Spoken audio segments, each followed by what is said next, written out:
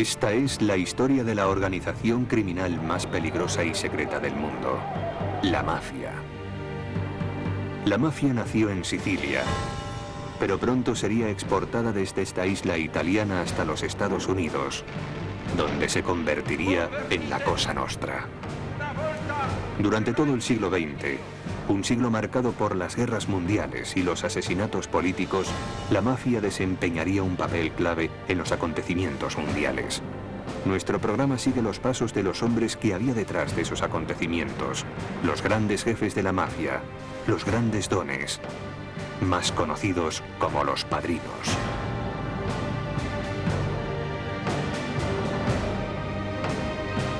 Los padrinos, segunda parte.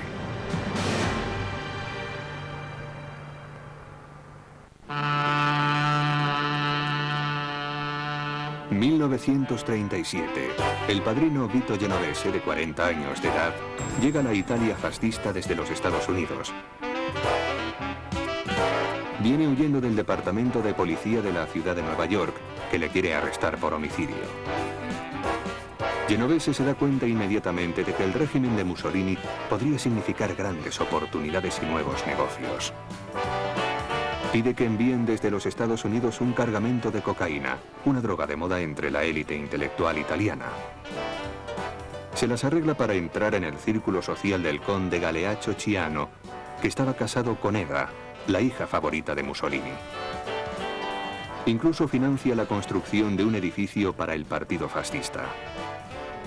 Pero cuando la cocaína y el dinero ya no son suficientes para ganarse la aceptación del régimen, prueba con el crimen. Carlo Tresca, un editor antifascista y enemigo de Mussolini, vive exiliado en Nueva York. Cumpliendo las órdenes de Vito Genovese, Tresca es asesinado el 11 de enero de 1943 en la Quinta Avenida.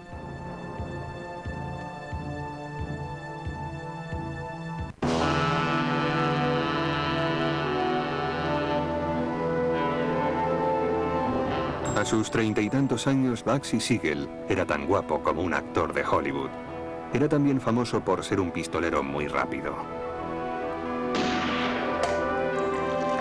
Apasionado por las mujeres, en 1939 viaja a Italia con una de sus amantes, la condesa Dorothy Di Frasso, que tenía planeado asesinar a Mussolini con una bomba.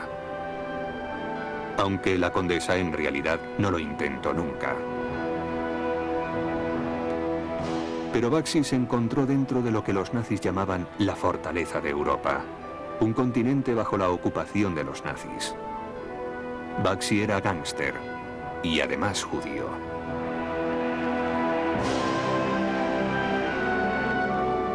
Para los nazis, su vida sería considerada despreciable y sin ningún valor.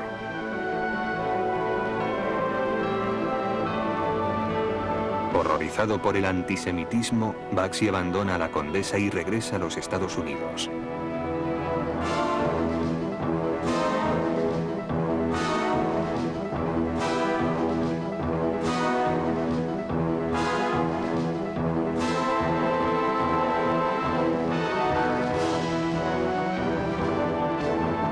Mientras tanto, la comisión de los padrinos reprende a Vito Genovese. No les gustan sus iniciativas favorables a Mussolini. La mafia es contraria al fascismo y al nazismo. Para poder manejar sus negocios de forma adecuada necesita una democracia con sus libertades y derechos.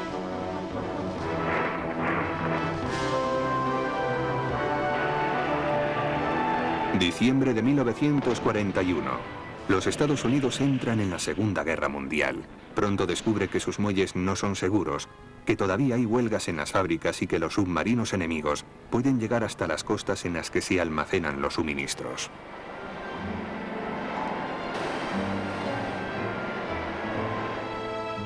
Una serie de ataques provoca la psicosis de que muchos espías italianos, alemanes y japoneses se han infiltrado en los Estados Unidos. De hecho, algunos saboteadores son capturados, juzgados y ejecutados. Una vez más, igual que en la anterior guerra mundial, la Cosa Nostra de Lucky Luciano demuestra una extraña habilidad para aumentar su poder.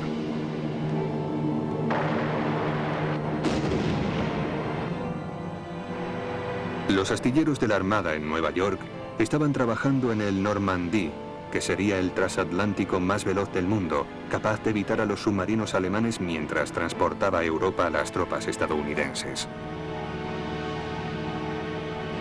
El 11 de febrero de 1942, Nueva York se despertó con una nube de humo sobre el buque volcado. Su destrucción había sido planeada por uno de los hombres de Luciano, Alberto Anastasia. La mafia quería demostrar a los militares estadounidenses que los muelles de Nueva York eran cosa nostra, cosa nuestra. La guerra no permitía perder el tiempo y los militares tuvieron que trabajar con la cosa nostra. El jefe del Estado Mayor de los Estados Unidos, el almirante Huffenden, y Dewey, el fiscal de distrito de Nueva York, aprueban el proyecto ultrasecreto denominado Operación Bajos Fondos. El servicio secreto de la Armada se pone en contacto con la mafia. Al poco tiempo, los muelles se convierten en un lugar más seguro y acaban los sabotajes y las huelgas en las fábricas. Los países aliados contra el nazismo y el fascismo pueden contar ahora con un aliado más, aunque secreto, la Cosa Nostra. La mafia acababa de entrar en la Segunda Guerra Mundial.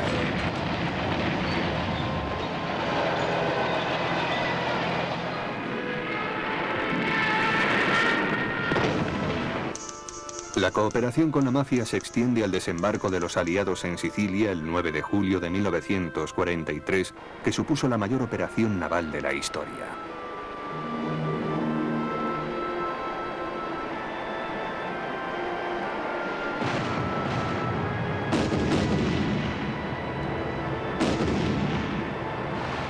La leyenda cuenta que un solitario tanque americano llegó al pueblo de Villalba. Un soldado llamó a Don Vicini utilizando un megáfono. Cuando se acercó al tanque, el soldado hizo ondear el símbolo de la colaboración con la mafia. Un pañuelo con una L, la inicial de Luciano. Pero no hace falta recurrir a la leyenda.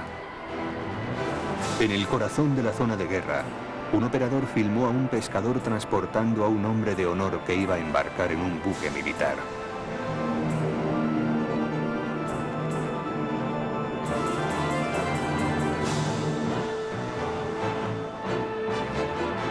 Italia, 1943. Se forma un gobierno militar aliado encabezado por el abogado Charles Poletti. En 1942, Poletti había sido gobernador provisional de Nueva York, poco después del incendio del Normandie, en pleno apogeo de la Operación Bajos Fondos. Ocupó el puesto durante unas pocas semanas, que fueron suficientes para perdonar a algunos hombres de la mafia. Vito Genovese fue contratado como traductor en el despacho del gobernador militar Poletti. Pero fue despedido cuando su ficha policial cayó en manos del jefe del Estado Mayor. Varios padrinos italianos se declaraban antifascistas. Decían que habían sido perseguidos por Mori, el prefecto de hierro enviado a Sicilia por Mussolini. Algunos incluso fueron nombrados alcaldes, entre ellos Calogero Vicini, el padrino de Villalba.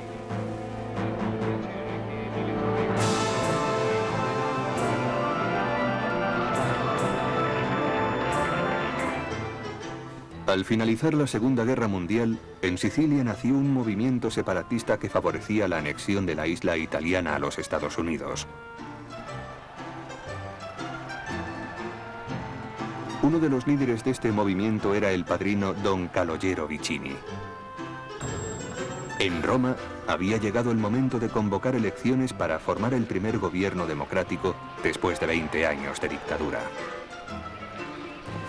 El Partido Comunista, muchos de cuyos miembros habían desempeñado un papel muy importante en la resistencia contra el nazifascismo, quería tener representación en el nuevo gabinete italiano y jamás consentiría que Sicilia se convirtiera en una parte de los Estados Unidos. Pero los Estados Unidos preparaban un plan de alto secreto para volver a ocupar Sicilia si ganaban los comunistas.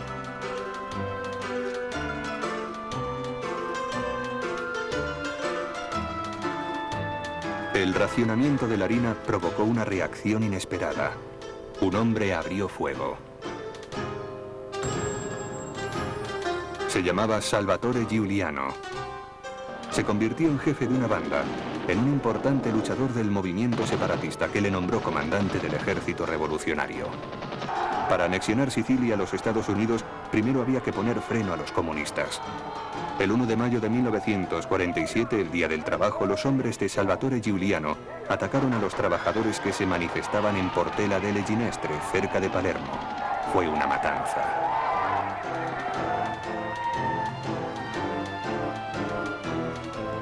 El 18 de abril de 1948, tras una dramática campaña electoral, llegó el día de la votación. Los comunistas perdieron. Sin embargo, Salvatore Giuliano sabía que tenía problemas. Ahora, con el orden democrático establecido en Roma, Sicilia jamás se convertiría en una parte de los Estados Unidos. La banda de Giuliano había atraído la atención de la policía y había trastornado los negocios de la mafia.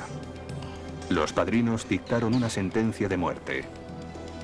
Giuliano fue asesinado el 5 de mayo de 1950. Al cabo de unos cuantos años, el bandido se convierte en un mito, cuando se olvidan los crímenes que ha cometido. Salvatore Giuliano era un bandido responsable del asesinato de muchas personas inocentes, a pesar de lo cual se había hecho pasar por un luchador guerrillero. La mitizzazione di un criminale. Es un hecho que un criminal disfrazado ayuda a reducir el nivel criminal de la mafia, pero el bandido Giuliano, como se le sigue llamando, era un criminal. Di pericolosità della mafia stessa. Durante sus tiempos de guerrillero, Salvatore Giuliano se enamoró. Tuvo un hijo que se llamó igual que él, Salvatore Giuliano. Cuando empezaron los problemas, Giuliano hizo que las redes secretas de la mafia sacaran a su hijo de Sicilia. Cuando ese niño se hizo hombre, negó la existencia misma de la mafia. Italiano che dice che siano dei padrini, poi è da vedere perché dire padrini c'ha un significato mafioso, siccome la mafia non esiste, perciò non possono essere dei padrini. En los Estados Unidos, la ayuda y la cooperación de la mafia durante la Segunda Guerra Mundial no se quedó sin recompensa. La condena de 30 años de cárcel de Lucky Luciano desaparece y sale de la prisión en 1946. Alguien propone incluso que el Congreso de los Estados Unidos le conceda una medalla, como si fuese un héroe de guerra. Este hombre no era un héroe, era un malvado, un criminal. Y los criminales se merecen que los alejemos de las calles. No deberían andar sueltos por las calles de esta ciudad.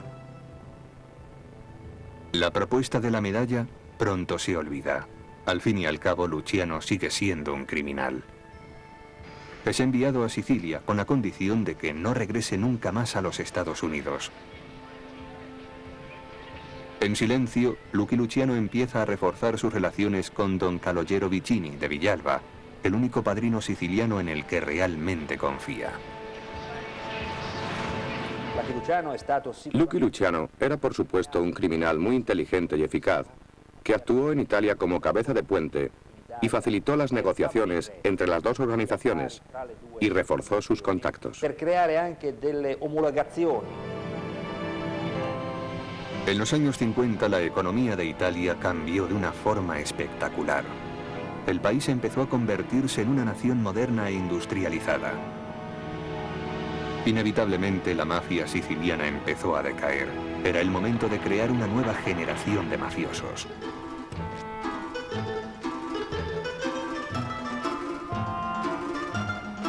Lucky Luciano y don Vicini se ocuparían de ello.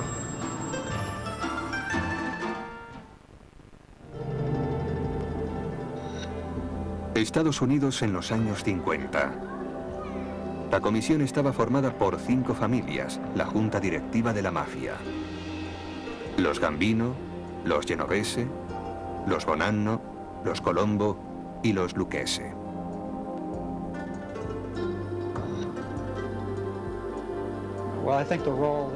Creo que el personaje tipificado en las películas del Padrino no existió jamás. Era una visión muy romántica de un personaje que muchos dicen que estaba inspirado en Carlo Gambino. Pero los miembros de todas las familias mafiosas de Sicilia y de los Estados Unidos son criminales y asesinos malvados. No son los románticos personajes familiares que retratan las películas. El personaje central de la película El Padrino estaba inspirado realmente por una serie de diferentes padrinos reales. Diferentes, aunque todos eran antiguos discípulos de la escuela de la mafia de Lucky Luciano. Carlo Gambino era el más inteligente de todos. Su ascenso como padrino empieza en 1946, cuando Luciano fue deportado a Italia. Luciano era su modelo de comportamiento. Gambino aprendió de él a pasar desapercibido. Cuando alguien le llamaba cobarde, él lo dejaba hablar. Sabía que su verdadera arma era la inteligencia.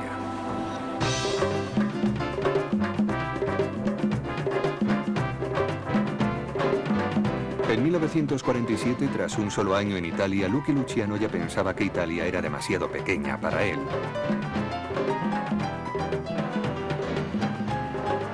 Pero no podía volver a los Estados Unidos, así que se instaló en el segundo lugar más atractivo, Cuba.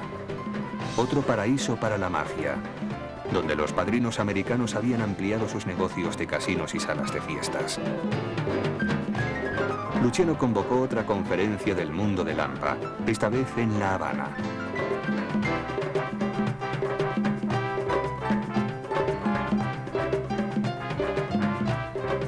Igual que cualquier turista ordinario, Lucky Luciano abandona Italia con destino a Cuba, donde se reúne con su viejo amigo Meyer Lansky y otros padrinos de mediana edad.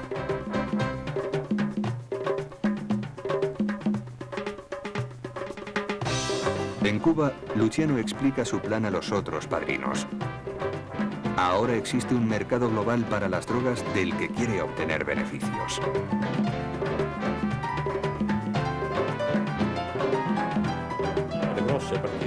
La mafia tiene una especie de mercado de valores. Había cárteles que se ocupaban de los grandes alijos, grupos de jefes de las familias que coordinaban la compra de un gran cargamento de drogas que iba al país de alguno de ellos y luego se repartía entre los miembros del cártel que garantizaban el pago de lo que habían comprado. Il pagamento di quanto avevano acquisito. En la conferencia de La Habana, Luciano expuso su plan para expansionar el negocio. Las drogas se producirían en el lejano oriente, donde los gobiernos hacían como que no veían las grandes plantaciones. Después el proceso de refinamiento se confiaría a los italianos en Sicilia y Cuba sería el punto de distribución.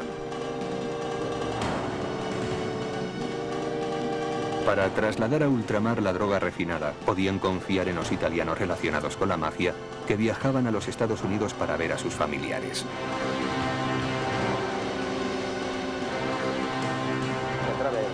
Eran viajes clandestinos, como el de una anciana que visitaba a sus parientes de los Estados Unidos y metía de contrabando 1 o 2 kilos de heroína, o los de los propietarios de tiendas que metían en el país pequeñas cantidades de drogas en comparación con las enormes cantidades que se refinaban. Lo llamaban el método de la lluvia, y no era la única forma de llevar droga de contrabando a los Estados Unidos. Muchos padrinos, como Vito Genovese y don Calogero Vicini, entraron en un nuevo negocio, esta vez legal, importando alimentos enlatados, otra forma perfecta de esconder las drogas. Al principio se le quitó importancia a toda esta operación. Nadie pensaba que detrás de ella hubiese un tráfico de drogas. Nadie pensaba que Sicilia pudiera estar implicada directamente en el tráfico de drogas.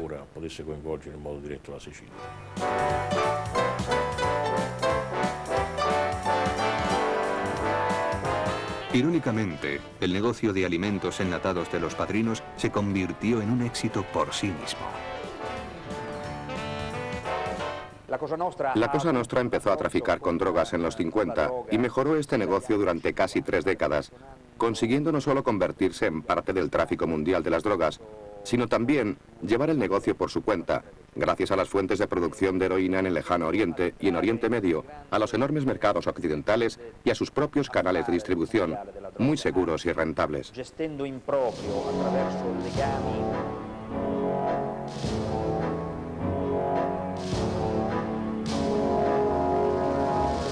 Palermo, 1957. Dirigir el mercado global de las drogas era más difícil de lo que Luciano y los demás padrinos habían previsto 10 años antes en la conferencia de La Habana. En un mundo que cambiaba tan deprisa, había llegado la hora de convocar otra reunión. En marzo de 1957, en el Hotel Le Palme de Palermo, se celebró una reunión de enorme importancia histórica y criminal. Fue la ocasión para reunir alrededor de una mesa durante varios días a las principales personalidades de la Cosa Nostra americana, desde Nueva York y Buffalo hasta Detroit y otras zonas del país, junto con importantes personalidades de la Cosa Nostra de Palermo y otras ciudades de Sicilia.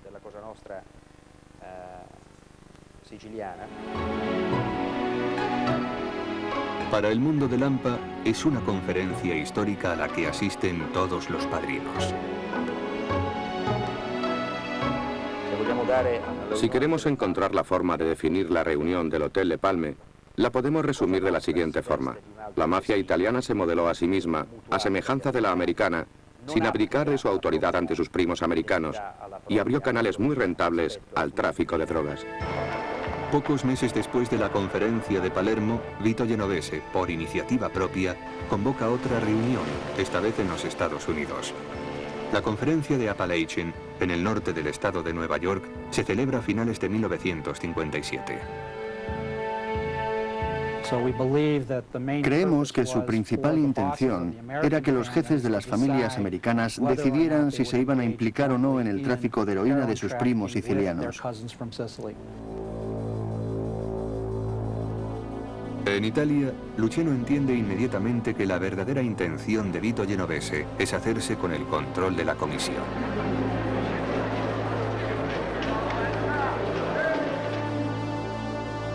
A la reunión solo envía a Carlo Gambino y ordena a sus hombres que se mantengan al margen. Después informa al departamento de policía. Habría reuniones nacionales de las familias de todo el país, y eso fue lo que se descubrió y se interrumpió en Appalachian, Nueva York, a finales de los años 50. Estaban celebrando una reunión nacional de todas las familias, y eso no era frecuente.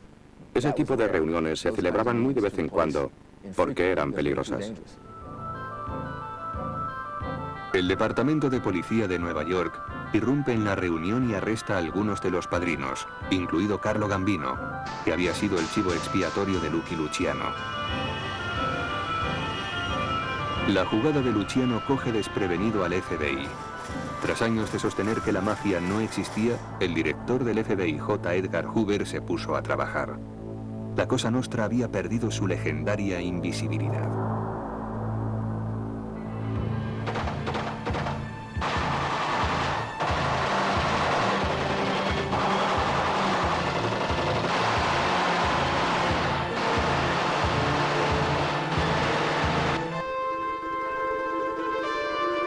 Italia a mediados de los años 50. Enrico Mattei se cruza en el camino de las principales compañías petrolíferas internacionales conocidas también como las Siete Hermanas.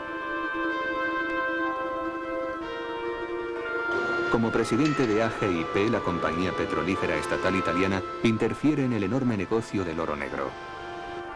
Había que pararle los pies, y la mafia sería muy útil para hacerlo.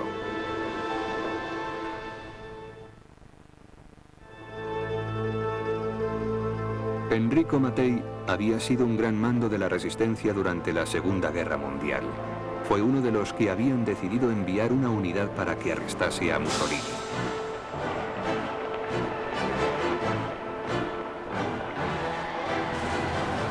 La unidad capturó a Mussolini antes que los aliados. El 29 de abril de 1945 en Milán le mataron a tiros y le exhibieron ante la multitud colgado por los pies.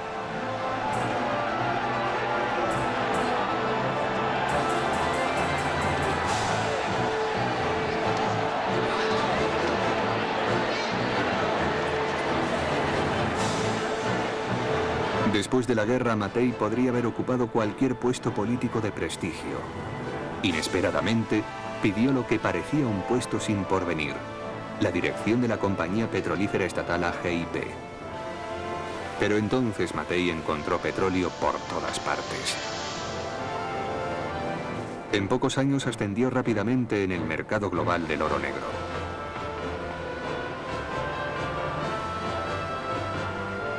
Puso los cimientos del auge económico de Italia en los años 60. Estableció acuerdos con los comunistas rusos y con los países árabes para la explotación de sus campos petrolíferos.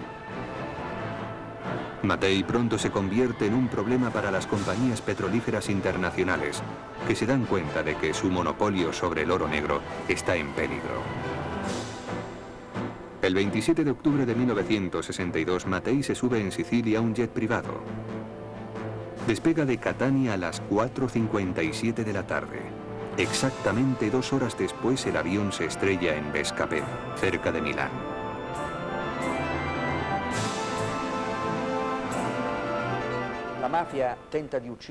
La mafia trata de asesinar de la forma más eficaz, sin dejar ningún rastro.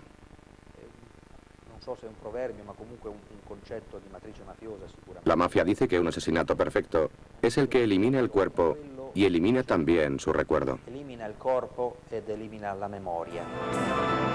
El 7 de febrero de 1966 se declara públicamente que la catástrofe del avión de Mattei ha sido un accidente.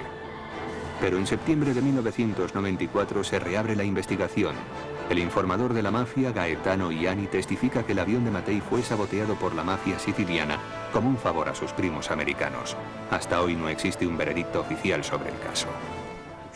La mafia mata para deshacerse de un enemigo potencial, de un adversario potencial, de alguien que puede hacer daño a la familia. O bien es una advertencia para los demás. Sé consciente de lo que estás haciendo porque así es como vas a acabar. Nápoles, 26 de enero de 1962. Lucky Luciano se dedica a sus negocios como de costumbre cuando se desploma en el suelo del aeropuerto de Nápoles tras sufrir un ataque al corazón. Estaba a punto de negociar los derechos de edición y cinematográficos de su biografía. Nueva York, 1962. Joe Valachi, un soldado de la familia de Vito Genovese, es arrestado por un delito relacionado con las drogas. Cuando Valachi es arrestado, su jefe no confía en que vaya a quedarse callado e intenta matarle 3 veces mientras está en la cárcel. Genovese tenía razón. El 13 de julio de 1962, Joe Valachi se convierte en el más famoso informador de la mafia hasta ese momento.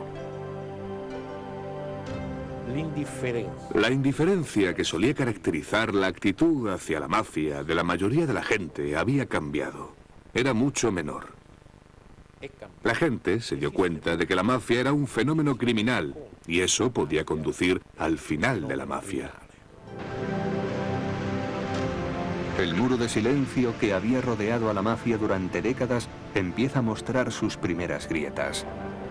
En Italia, sin embargo, el peligro que corre un informador de la mafia es bastante diferente al de Joe Valachi. Se llama Leonardo Vitale y era un hombre de honor de la familia de Altarello, cerca de Palermo. En 1973 explica a los jueces italianos cómo la mafia es realmente una organización única y poderosa con ramificaciones por el mundo entero. El tribunal lo considera loco y le envía a un pabellón psiquiátrico. Sus asesinos esperan 10 años. Cuando por fin abandona el hospital, el 2 de diciembre de 1984, Leonardo Vitale es asesinado. Todo el mundo debía comprender que hablar contra la mafia equivalía a una sentencia de muerte. En Italia, príncipes, barones y condes habían formado parte de la mafia desde sus orígenes.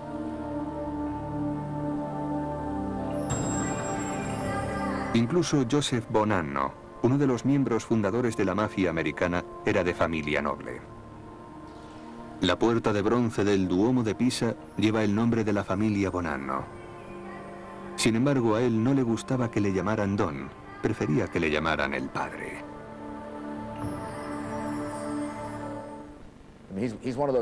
Era una de esas personas de las que uno diría que si hubiese seguido otro camino, podría haber tenido mucho éxito. Por desgracia, siguió el camino del crimen. Luego trató de aislarse y de no hacer frente a la realidad, diciéndose cosas del tipo de «esto es como un gobierno y yo soy como un jefe de Estado», o un jefe de Estado depuesto cuando por fin se retiró. A mediados de los años 60, Joseph Bonanno tenía un plan para asesinar a todos los miembros de la comisión y convertirse en el gran jefe de la mafia de la ciudad de Nueva York. En 1964 la comisión se entera de su plan y le secuestra, aconsejándole que ha llegado la hora de que abdique.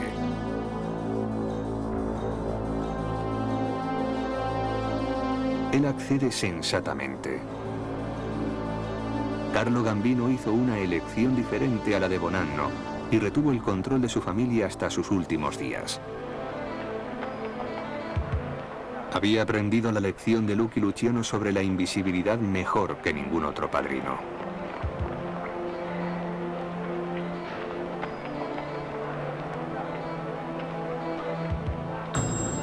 Tras su muerte en 1976, fue sustituido por Big Paul Castellano, que tenía un auténtico carácter y era tan polémico que hasta sus soldados le odiaban. No tenía lo necesario para ser un auténtico padrino. Fue asesinado frente a un restaurante de la ciudad de Nueva York en 1985.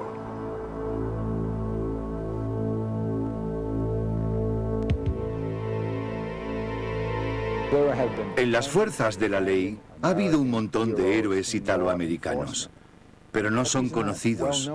No son los protagonistas de una serie ni de una película de éxito tras otra. No salen en las películas de 4 horas ni en series como Los Soprano. Lo que funciona en este país es la sangre que gotea de una herida de daga. La violación, el destrozar la cabeza de un hombre con un palo de golf porque tu jefe te ha ordenado que lo hagas. Funcionan los asesinos italoamericanos que van a ver hasta los italianos. Sicilia a mediados de los años 50. Volvemos a Italia, a la ciudad de Corleone, 30 kilómetros al sur de Palermo.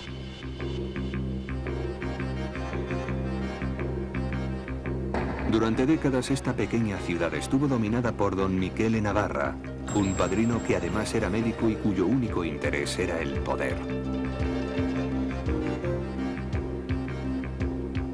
Y tuvo éxito hasta que Luciano Liggio, uno de sus soldados, empezó su propia ascensión al poder.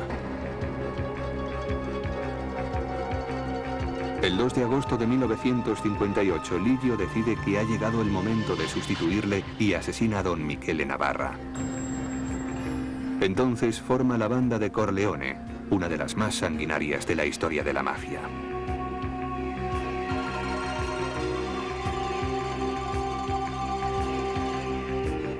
Extiende sus actividades al norte de Italia y en 1973 secuestra a Paul Getty III, nieto del magnate del petróleo Paul Getty, y le corta el lóbulo de la oreja para convencer a su familia de que pague el rescate. En 1974, Liggio es arrestado en Milán y es condenado a cadena perpetua. Le sustituye Totò Riina, conocido como Totò el Bajito, ya que mide 1,60 m, aunque tiene unas ambiciones muy altas. Sin consultar a nadie, la banda de Corleone de Totò Riina empieza a matar a otros padrinos para que les hagan un sitio a ellos en el mercado de la droga.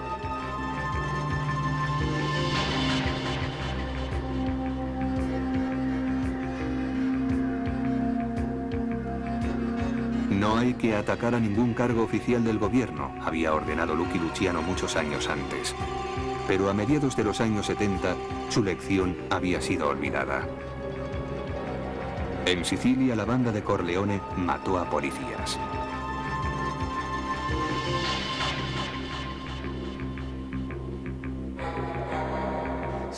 Algunas de las figuras del crimen organizado se encuentran entre los seres humanos más malvados, más horribles y más crueles que han existido. Son casi como animales. Pero algunos de ellos, salvo en la faceta criminal de sus vidas, pueden ser unas personas muy agradables. Durante todo ese tiempo, la ciudad de Corleone luchó para ser conocida por otra cosa que no fuera la mafia.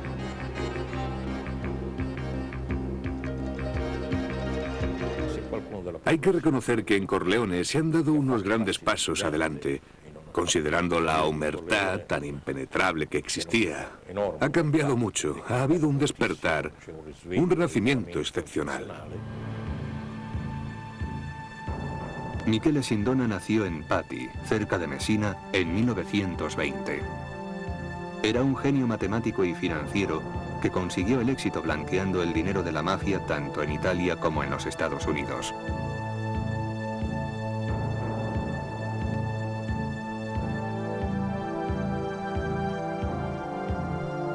Un día su camino se cruzó con el del abogado Giorgio Ambrosoli, cuya tarea consistía en perseguir al padrino banquero.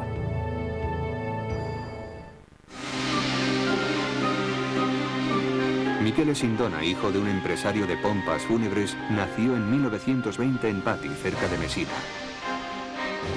Ya en el instituto se revela como un genio matemático. Muy poco después empieza a blanquear dinero negro para la mafia, tanto en Italia como en los Estados Unidos, y se convierte en el padrino banquero.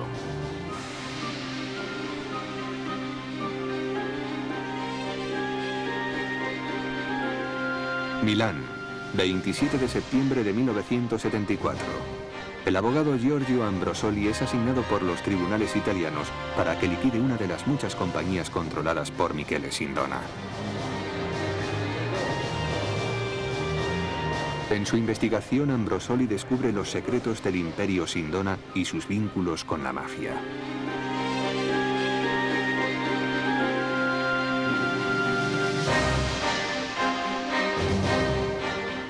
En 1972, en los Estados Unidos, Sindona compró el Franklin National Bank. Esta adquisición fue posteriormente investigada por un tribunal americano que pidió a Ambrosoli que testificase en el caso contra Sindona. Poco después de su testimonio, el 11 de julio de 1979, Giorgio Ambrosoli es asesinado en Milán. La policía italiana sigue el rastro del pistolero hasta llegar a Michele Sindona, que es encarcelado. Para blanquear el dinero obtenido por el tráfico de drogas y por otras actividades ilegales, es necesario moverlo deprisa, y cuando Sindona va a la cárcel, el dinero se deja de mover. Desde el exterior de la cárcel, los padrinos envían un mensaje a Sindona preguntándole dónde está su dinero. Sindona sabe que está perdido y amenaza con cooperar con la policía. En 1986, a sus 65 años, debería saber que no conviene amenazar a los padrinos. Sindona toma café en su celda.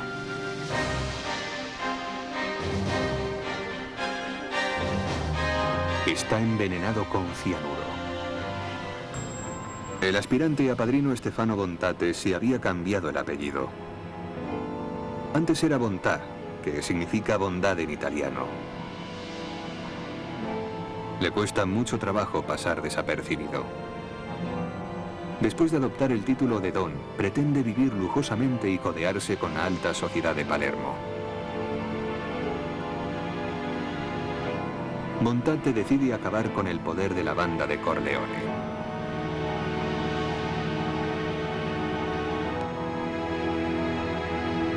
Establece nuevas alianzas con las logias masónicas y con los miembros corruptos de los servicios secretos italianos. Intenta fortalecer los vínculos con las familias de la mafia americana. Pero los miembros de la comisión no aprueban la guerra de la mafia que tiene lugar en Sicilia. Es contrario a las reglas de la Cosa Nostra americana el utilizar bombas contra personas inocentes, como están haciendo las familias de Corleone en su guerra. Se les dijo en términos muy duros que si pensaban venir a los Estados Unidos para realizar operaciones criminales, no se les iba a permitir.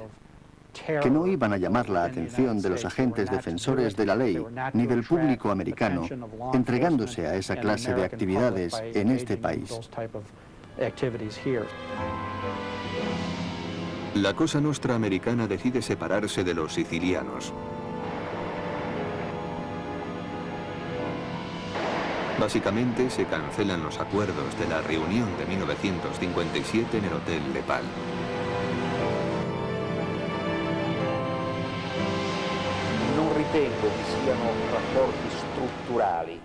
No creo que todavía haya demasiadas relaciones estructurales o teorías estratégicas como las que se estudiaron en la conferencia del Hotel Le Palme de Palermo en 1957.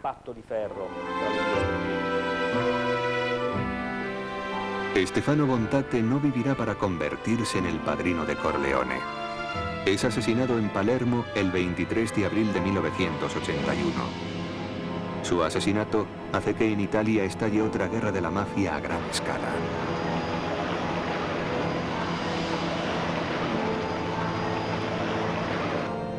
Esta vez, sin embargo, las bandas de Corleone llegan demasiado lejos en su guerra, pues causan demasiadas víctimas entre las fuerzas de seguridad italianas y los jueces.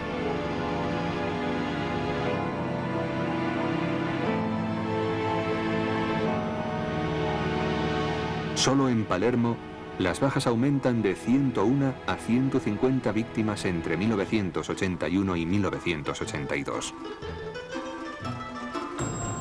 A principios de los años 80, Tommaso Buscetta trata de apoderarse de las familias derrotadas.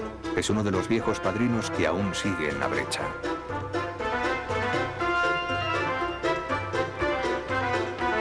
Dirigió el negocio de tráfico de drogas entre Europa, Asia y América del Norte y del Sur. No sé si Buscetta había recibido el encargo de ocupar el papel de Bontate, pero sé que le habían pedido que regresara a Palermo y que se reuniese con todos los que habían permanecido leales a Bontate y Badalamenti para levantarse contra los gángsters de Corleone. Buscetta no lo consigue. Las bandas de Corleone le obligan a huir a Brasil para salvar su vida. En octubre de 1983, Buscetta es arrestado en Río de Janeiro, en una operación conjunta de la policía italiana e Interpol.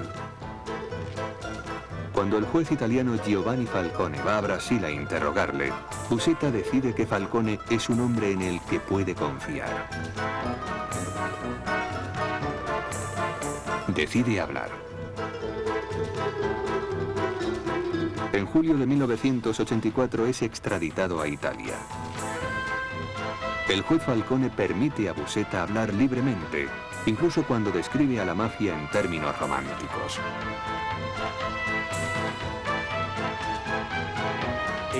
Buscetta trata de reivindicar su papel de mafioso puro, un mafioso que sigue todos los principios y que no acepta el tráfico de drogas, y que recurre a la violencia tan poco como sea posible. Dejarle decir cuanto quiera es en realidad una técnica de interrogatorio. Mientras tanto, nosotros comprobábamos cómo sucedió todo en realidad, ratificando ciertas cosas cuando era necesario.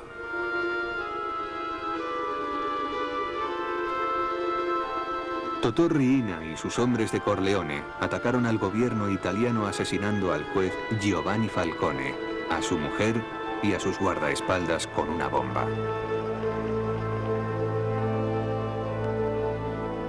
El 19 de julio de ese mismo año también asesinaron al juez Paolo Borsellino y a sus guardaespaldas.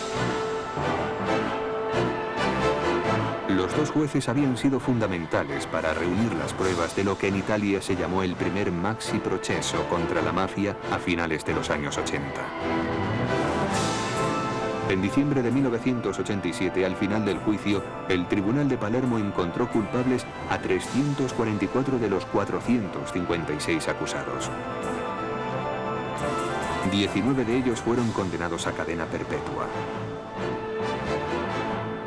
La mafia se vengó de esa sentencia y atacó el legado artístico de Italia.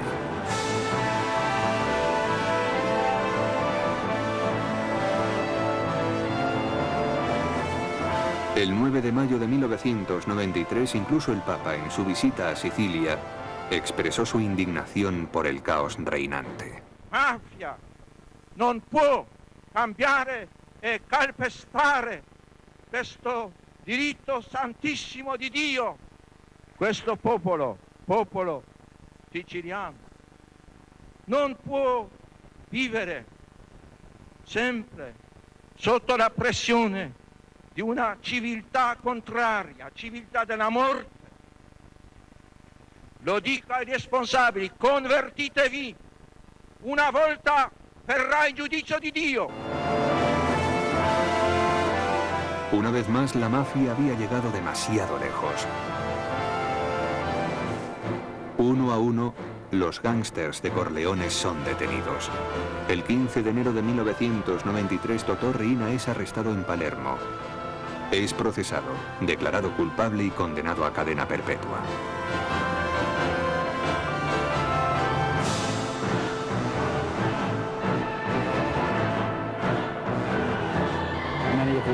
Muchas familias de la Cosa Nostra americana se mostraron reacias a dar siquiera el nombre de un solo jefe debido a los esfuerzos que hacen en ese sentido las fuerzas del orden, sobre todo el FBI. Según los cuerpos defensores de la ley y el orden de Italia y de los Estados Unidos, ya no existen padrinos como los de antes.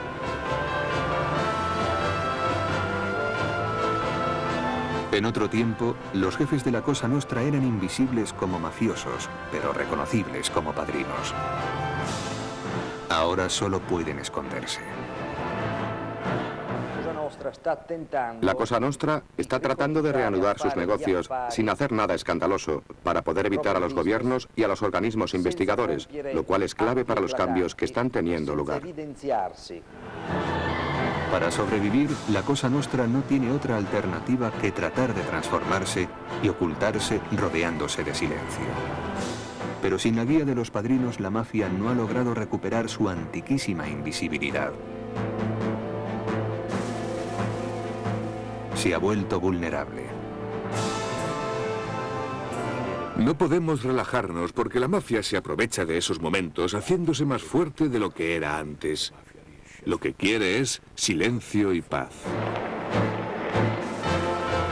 La palabra mafia se ha convertido en una de las más conocidas en el mundo entero. Se habla de la mafia rusa, de la mafia japonesa, de la mafia colombiana y de muchas otras en otros muchos países. Aunque se trata de organizaciones criminales, no son la mafia tal y como la conocemos. Pero la mafia verdadera las necesita, igual que necesita el silencio cuando trata de alcanzar acuerdos en negocios antiguos y nuevos, desde el tráfico ilegal de seres humanos hasta el tráfico de drogas.